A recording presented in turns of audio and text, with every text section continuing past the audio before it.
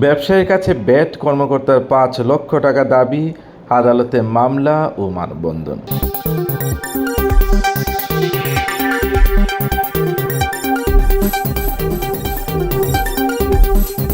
এবার বিস্তারিত।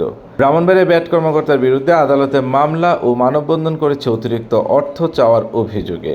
Customs, excise ও bat বিভাগীয় কর্মকর্তা আবু হানিফ মোহাম্মদ আব্দুল আহাদের বিরুদ্ধে অযৌক্তিকভাবে অতিরিক্ত অর্থ চাওয়ার অভিযোগে আদালতে মামলা দায়ের ও মানববন্ধন করেছে জেলা রেস্তোরাঁ মালিক সমিতি।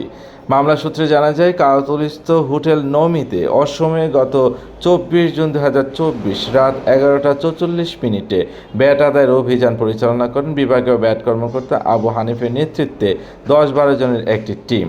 সেখানে তিনি ৫ লক্ষ টাকা দাবি করেন। যদি এই সমপরিমাণ অর্থ দিতে প্রতিষ্ঠানটির মালিক পক্ষ অসম্মতি জানান, তাহলে রেস্তোরাঁটি বন্ধ করে দেওয়ার হুমকি দেন। এ অভিযোগের ভিত্তিতে উক্ত ব্যাট কর্মকর্তার অপসারণ চেয়ে আজ বুধবার ২৬ জুন জেলা রেস্তোরাঁ মালিক সমিতির উদ্যোগে ব্রাহ্মণবাড়িয়া প্রেস ক্লাবের সামনে এক মানববন্ধনের আয়োজন করা হয়।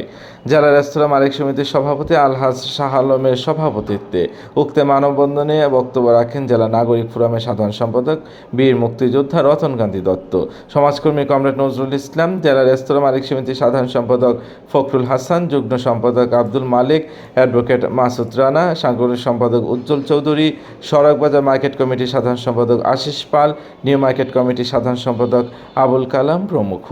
এ সময় বক্তারা বলেন, ব্যাট কর্মকর্তা আবু হানিফ একজন মাদকসেবী উন্মাদ পাগল। তার আচরণ সন্দেহজনক। যেখানে বর্তমান সরকার তরুণ উদ্যোক্তা তৈরি করতে নানানভাবে উৎসাহ ও প্রণোদনা দিচ্ছেন, সেখানে এই ব্যাট কর্মকর্তা সরকারের সেই অর্জনকে ম্লান করছেন ব্যবসায়িক প্রতিষ্ঠানগুলোতে গিয়ে ভয়ভীতি, হুমকি ও অর্থ দাবি করে। এছাড়াও বক্তারা আরও বলেন, শুধুমাত্র নমি রেস্তোরাঁটিতে অভিযানের নামে ৫ লক্ষ টাকা তিনি দাবি করেননি। এছাড়াও কয়েকদিন আগে আরেকটি ব্যবসায়িক প্রতিষ্ঠানে মোটা অঙ্কের অর্থের দাবি করেন। তিনি ব্রাহ্মণবাড়িয়ায় বদলি হয়ে আসার পর থেকে ব্যবসায়িকদের কাছে এক আতঙ্কের নাম হয়ে ওঠেন। অনতিবিলম্বে এই ব্যাট কর্মকর্তার অপসারণের দাবি চান। পরে প্রেস ক্লাব চত্বর থেকে মানববন্ধন শেষ করে শহরের বঙ্গবন্ধু স্কয়ার মুক্ত মঞ্চে গিয়ে র্যালিটি শেষ হয়। চোরাচালান তো দিনের বেলা হয় না, চোরাচালান রাতে হয়, ঠিক না? তো রাত ভেবে আমাকে কাজ করতে হবে। তো রাতে আমরা সারা রাত কাজ করি। ভালো বড় একটা চিনির গুদাম শেষ করেছি, এগুলো সবই রাতের ঘটনা।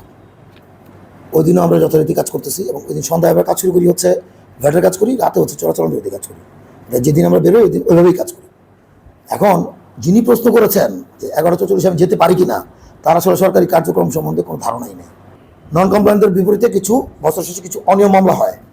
ওনারা যখন জানতে পারেন যে এই ধরনের অনিয়ম মামলা হচ্ছে, ওনারা তার মাপ চেয়েছেন অনেকবার। আমার সাথে মাপ করার সুযোগ তো নাই। তার সাথে ভালোভাবে হচ্ছে আপনার টাকা পয়সা জমা দিয়ে দেন, জমা দিয়ে আসেন। মূল্য সংযোজন কর ফাঁকি দিয়ে মূসক 6-3 চালান ইস্যু না করে ব্যবসা করছেন কিনা এটা যাচাই করার জন্য সম্পূর্ণ আইনি এখতিয়ার সহই পূর্ণ টিম নিয়ে আমি এখানে গিয়েছি, একা নয়।